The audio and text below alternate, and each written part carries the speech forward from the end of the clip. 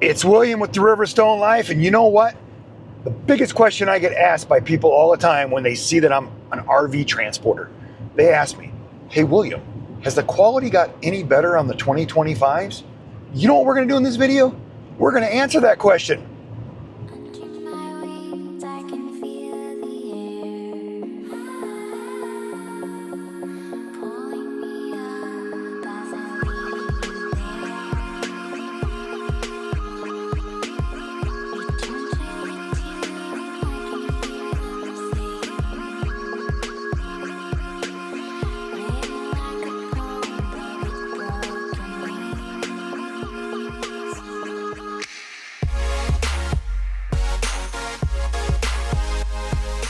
When you want to know what's going on in the RV world, talk to an RV transporter. You know why I say that? Because I'm out here every day, probably like all the other guys, talking to the dealers, delivering these new units, and we know what's going on, probably more than anybody else. And these dealers tell me that they don't want the crap that these manufacturers are putting out. All these cheap travel trailers that they keep building right now, or they built in the last month, they don't want that stuff. That's why it's sitting here and it hasn't been delivered yet. They want nicer, high quality stuff. Any of that high quality stuff comes into the yard, they're picking it up and getting it shipped right out to these dealers because this is what the dealers want. Plus, another thing we find out is what areas are doing good, what areas are not doing that good. You know, I get a lot of information since I started doing this, and a lot of that stuff that you hear on YouTube from all these other full-time RV life channels, they're just reading stuff out of books and papers and stuff like that. They're not actually out here with the people every day doing this nonstop, okay? So if you want to know what's going on in the RV world, talk to an RV transporter.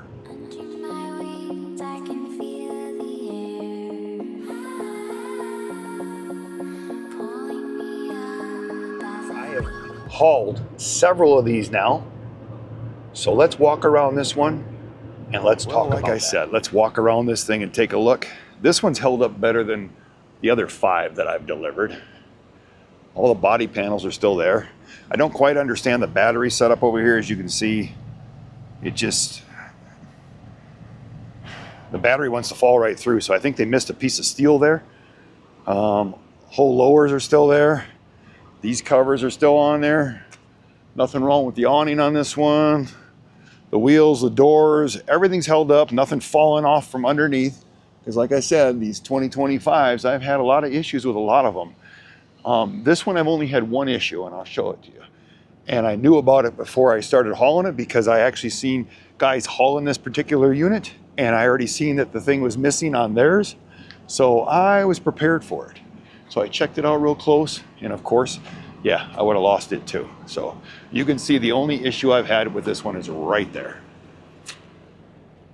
I seen other guys going on the road, that thing was gone, and as soon as I touched it, I could tell that it wasn't gonna stay there in this wind out west, so I duct taped it all on there. So, I mean, so is the condition any better on these 2025s?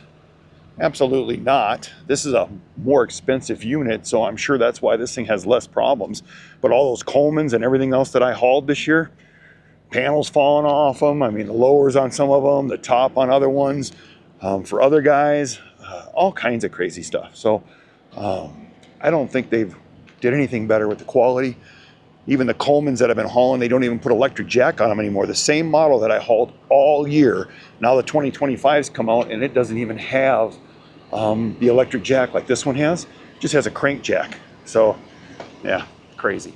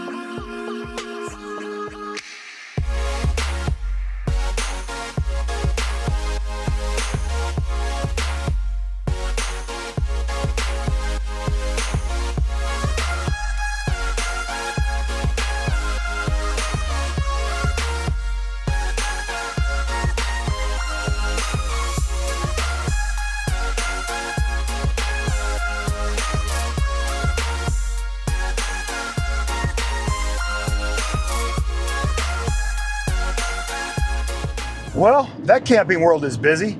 I did a little camera shoot with the Insta360 X4 right there before I started talking in this part of the video, and kind of give you a view of that place. I was able to talk to all the guys there, and they're super busy, been busy all year. Any of the nicer units that come in, they're able to sell them right away. People waiting for them. I mean, there wasn't even a parking place when I got there. I had to pull in, and the guy had to come out with a forklift, had me drop it, and he went and grabbed it, and then moved it into the service area, and then I went and found a place to park the truck, and then I went in there and bullshitted with them. By the time I came back out, there was, you know, some parking available, and I was able to do a camera shoot right there. But you know, this is, I told you I would ask, you know, talk about how business is going across the United States when I go to these places and do these deliveries, because, you know, I just curious if we can, you know, keep making a living doing this, and if they're selling stuff, and they seems to be the case, at least in Washington. In Colorado,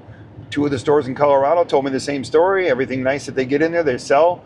So they're always waiting for those units and can't get enough of them. And when they show up, they already have somebody interested in them, or they move them right away. That's the way it was in Fountain, Colorado. It's the way it was in, I think it was Wheat Ridge, Colorado.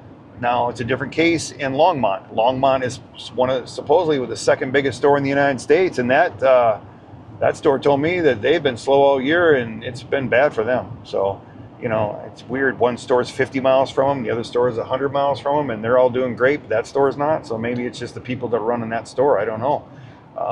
That is northern Colorado where they're at, and those people up there are a little more tight with their money. So that could be what's going on there.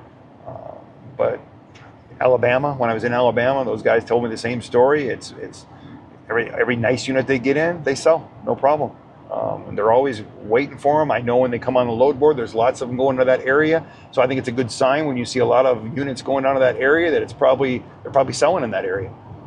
So it's doing good there. So that's just kind of the stuff I want to talk about. I learned a long time ago, the people that have money are always spending money. It's the people that don't have money, they're the ones that are always telling you how bad things really are. So, and it's usually not that bad. The people with money spend money. The people that don't complain. And that's just the way life is. Do I think the RV world's going to be good and keep going? I think so. I think that I think things always change. If you're prepared for the change, it might be a different type of unit or something different, but I think it'll just keep going. I think we'll be a little slow here. I do think that Indiana has to do a better job with the building of these things. I mean, I know people are complaining about that, and I don't know why they just can't get the quality help and do a better job. I'll tell you a little bit. The unit that I just dropped off, that's a better unit because they were waiting for it. They have somebody that wants that unit. We walked through it and everything because I didn't go inside it. I try not to go inside them at all. I worry about the outside. As long as the outside's perfect when I get there, that's what I'm responsible for. So I walked in there with the guy. They have a new guy that just started about a month ago, and I haven't been there in a month. So I got to meet him and bullshit with him, and his boss is the one that usually checks me in all the time. So I was talking to him. I talk to him all the time. He's the one who told me that, you know, business is good there. But anyways, we walk into this little travel trailer, and as soon as you walk in there, there's just like the piece that goes underneath the bed where the bed meets together that lays in the toy hauler part. It's laying halfway across the thing. So when they put that in there, they forgot to put the little latches that hold it in place. There's no latches at all, so it can just fly around in there. One of the legs was missing on that bed. The other leg was missing the mount that actually ties it down so that it doesn't pop out and go all over. One of the mattresses was missing. So we're going through all that stuff, and you know, the rest of the fit and finish looked good. Everything looked like it was supposed to be there. They'll go through it like 10 more times to make sure. But anyways, he walks over to the cabinet, he grabs a cabinet, and he goes, "That was weird." I go, "Yeah, that was weird." So I walk over and grab the one next to it, and I'm going, they forgot to put the magnets in this stuff. So basically it has the soft close on it, but there's a little magnet on the other end that kind of holds it so it doesn't pop open. So I bet you when I was driving there, those doors were probably all in there going like this. So they're going to have to check them all out and make sure that some of the latches ain't messed up, because I guess the magnet guy had the day off because there wasn't one magnet on any of those cabinets. The lower cabinets, the top. I mean, there's a lot of cabinets in that thing, a lot of cabinet doors, and not one had a magnet. So we were just making a joke that like the magnet guy took that day off. I don't know. We look at each other and go, you would think that they have a quality control guy, I mean, all his job is to walk through them and then, write it down and send it back to the guy and say, hey, fix these. But they don't. He said, I don't think they even have a quality control. Their quality control is us, and we get to fix all that stuff. And I'm like, you get busy in the summertime selling units and you miss stuff, and then that gets pushed out to the customer. The customer's all pissed off. That's where they get this negative stuff. If they were doing a better job in Indiana, that maybe these dealers would catch some of the stuff that they miss. They can't catch all of it because they just pump it out without even doing any of that stuff. So we talked about that. But other than that, they're doing great in Washington. Been busy all year. In Colorado, the other 2 stores were doing good. The one's not. Alabama, they told me the same thing. So that's what I wanted to bring in this video. Just talk about that stuff, and all the drivers out there. If you guys have been delivering and you talk to these people, some of you do, some of you don't. What do they tell you? Some of the stores you go to, there's a bunch of people there. I just figure if we put this stuff in the videos and we know that there's people at the stores and people want to buy this stuff, if people want to buy this stuff and they're out there, then the stuff will just keep getting moved and we'll just keep having a job, basically. So pretty much what I wanted to talk about there. And just remember, if you like the video, give us a thumbs up. If you like me and Robin, subscribe to the channel, and you know how this works. Always